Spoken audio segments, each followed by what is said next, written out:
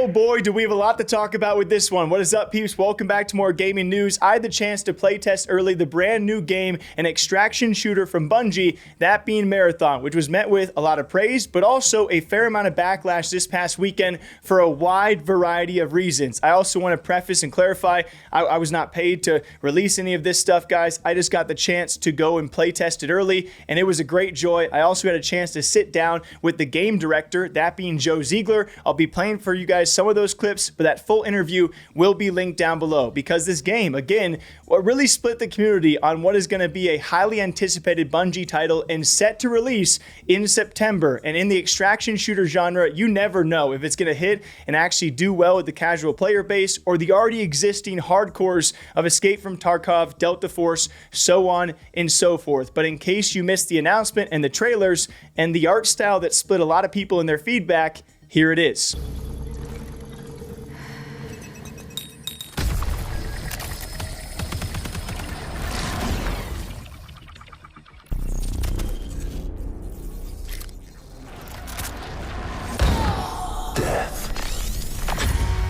The end of all things.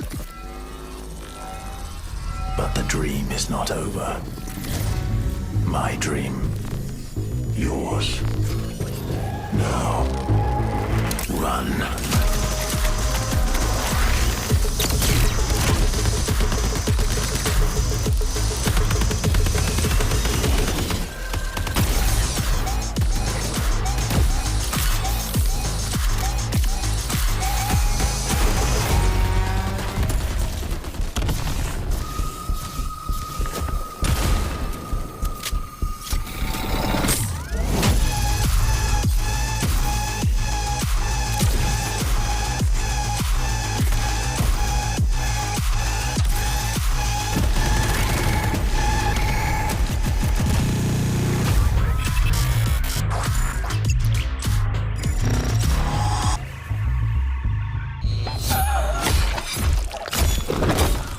And so a basic rundown for any of you casuals like myself, I am not an extraction shooter guy. I'm just a regular arena shooter slash I play, you guys know, the Halo Infinites and the Smites, a very casual gamer. But when it comes to extraction shooters, this will be a trios only game, at least for now. So playing in squads of 3 with 18 player max lobbies. And I believe a few maps are set to be around at launch. We're waiting for further announcements, but we got the chance to play a map called Dire Marsh, which was very fun. And I actually think the gunplay here, I would say similar to Destiny, but it plays a lot better in person than the trailers kind of gave credit to. I personally was a fan of the trailers, especially their 8-minute CGI trailer by Alberto Mielgo. He is one of the directors for Love, Death, and Robots, which for me personally, that was one of the better trailers I've seen in a long time. Again, a lot of people loved it, but a lot of people didn't, which I'm not going to try and argue on. And the art style was also a subject of a lot of praise and a lot of backlash. I found it to be unique, very, very bright colors. I can't argue against people who might not like it,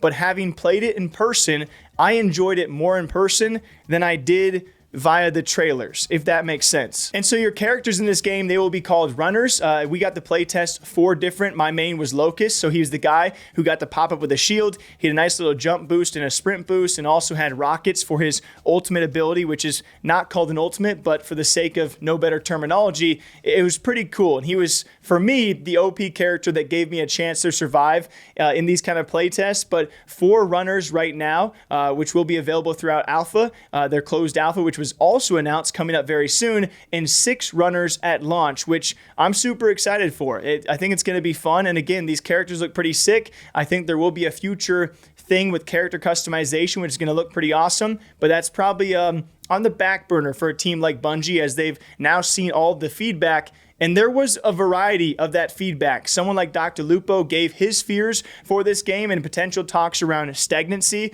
around this game, especially compared to the hardcore versions of extraction shooters like Tarkov. Can this game actually compete with Tarkov, or is it even supposed to? But the overarching problem that I was attempting to see if we could mitigate, that I reiterated to them a number of times, to a number of different developers there, is that the game that they have at a very basic layer is Delta Force operations in space. And that's fine. That's totally fine. The operations mode in Delta Force, a lot of fun. I think the reason that it didn't hook me, Delta Force didn't hook me, is because Tarkov exists. And maybe because there is a fundamental aesthetic and gameplay style change between Delta Force operations and what I've played with Marathon, maybe that will keep me hooked. But my biggest fear for the game is that every 3v3 PvP engagement was one team gets a pick and then you collapse. One team gets a pick and then you collapse. That's every fight. Tarkov is different, and I made sure to bring this up, is because in Tarkov, if I get a sniper kill on a guy, I know he's dead. I know he's dead. That guy's not getting up. But because you can revive people, the DBNO system, people get knocked, they crawl into a corner, they get picked back up, right? Or you thirst them, right? They could still get picked back up. If you thirst them, you can loot them and grab them and leave. But in Tarkov, you kill a guy, that guy is dead. And I want to be clear, the TTK that you see in my gameplay video that I put on YouTube, that's faster. Everybody is more lethal than they were before. And the revive system, in my opinion, is not a cop-out. It is a way to make the player feel like they are still involved. In the same way that revive cards in Fortnite for the gameplay experience, because fundamentally, Marathon is not a hardcore extraction shooter. And that's the bottom line. A lot of the comments I've seen in chat, on Twitter, Instagram, TikTok, whatever, is that the game, everyone's like, well, why not this? Why not this? Why not this? Everyone is looking for a hardcore extraction shooter.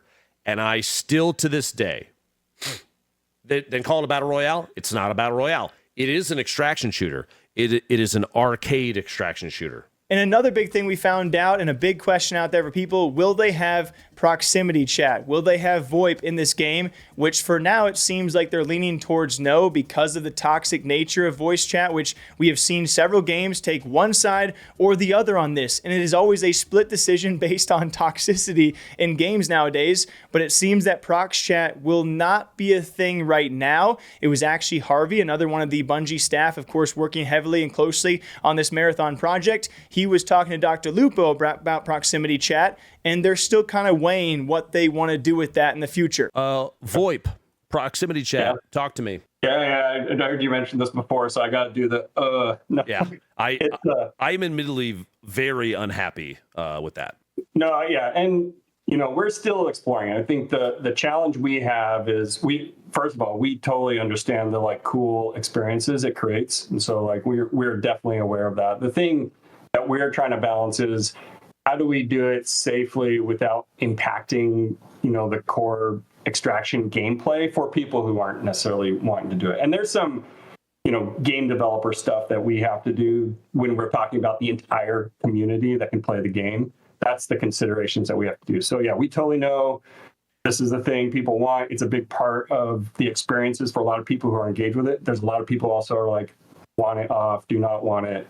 And we need to do the work to figure out a way to get it into the game. But we're still doing that work. Is it related in some way to a localization? Is it like an EU or South America, North America specific thing, or is it a system as a whole? Because I think a lot of people, of course, people will look at like Battlestate games with Tarkov.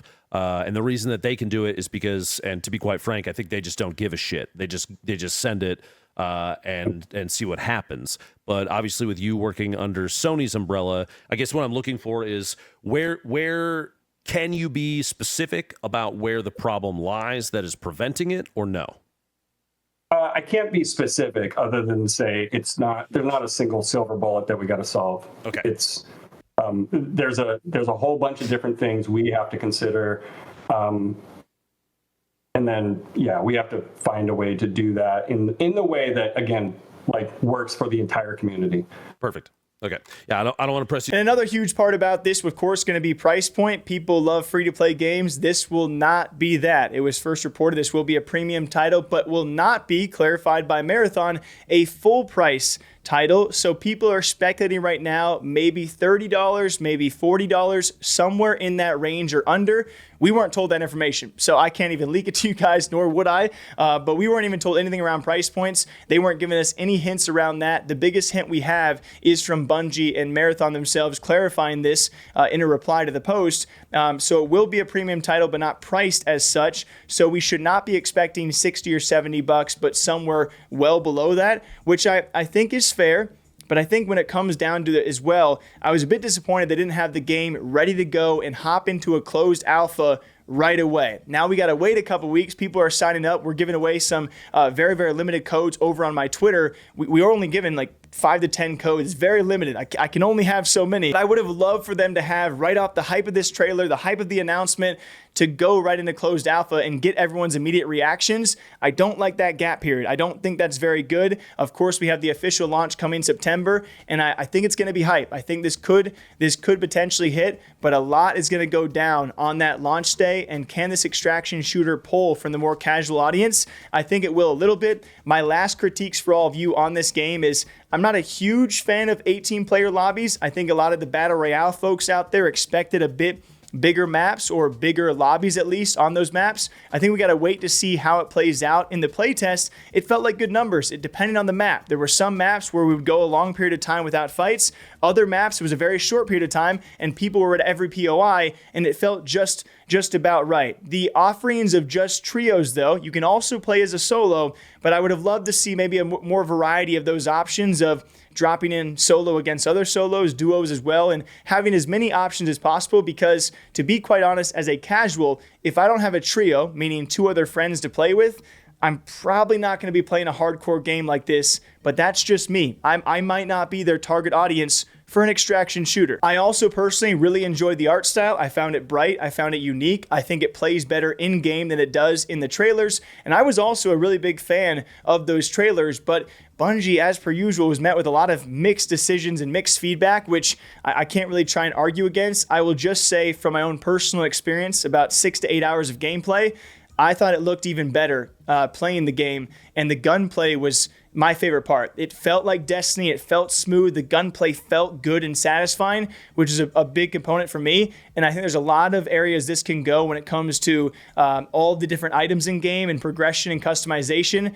There will be a lot of unique things to go and unique pathways to take as characters. I do think the game has potential. And I also got to sit down with Joe Ziegler, the game director, to tell me some things about this. That full interview will be linked down below, but he had a great line about this game in our press conference about this, where he had said, surviving has to feel like a win, not just, losing feels like a loss. You have to want to win this game, and that is a key focus for them. And alongside that, he told me some other fun facts about, why they chose trios and other stuff as well. So a couple things, honestly, we landed on trios because as we were sort of thinking about how big a group size should be, 3 seemed about the right size where it didn't seem to create this dominance factor. When you're thinking about PvP games, right? Let's say you have 3 groups that come up against another 3 groups, right? It never turns out that just 3 groups just destroy the other 3, It always kind of goes into one person went down, what do these 2 do? And then that happens, right?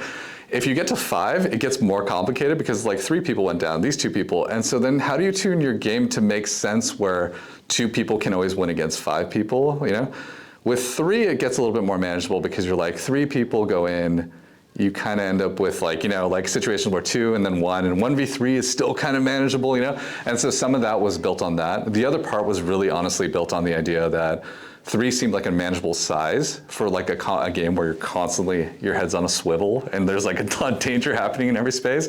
How many people can you really coordinate and communicate in that scenario? Absolutely. I think in a lot of games, when you build the expectation that you're supposed to win, you tend to think of everything that doesn't happen like that as this waste of time, this loss, right?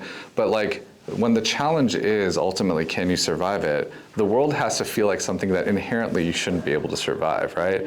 And so to us, that means that we're really dialing up the heat a little bit to make this survival game feel like a survival experience, and that surviving should really feel like you've actually accomplished something, as opposed to just because I didn't survive, I'm a failure. No, it's like, no, failing is a default in this game. You know, like surviving is the thing that you really feel like you got something great out of. Yeah. But those are my full thoughts on Bungie's new extraction shooter, Marathon. What did you guys think about this? What were you excited about? What were you not so excited about? What kind of blew your mind, or what were you maybe let down by? I enjoy the feedback. I want to do more videos like this in the channel and more breakdowns as well. I apologize for being so late on this one, but again, got a full interview with the game director, which is something I truly enjoy doing over on our gaming interview channel, which again will be in the description. But what do you guys think about this? I'm super excited, and this will not be the only game that we are teasing this week on this channel. So super pumped. Till next time, take care of yourselves, and I'll see you back here soon.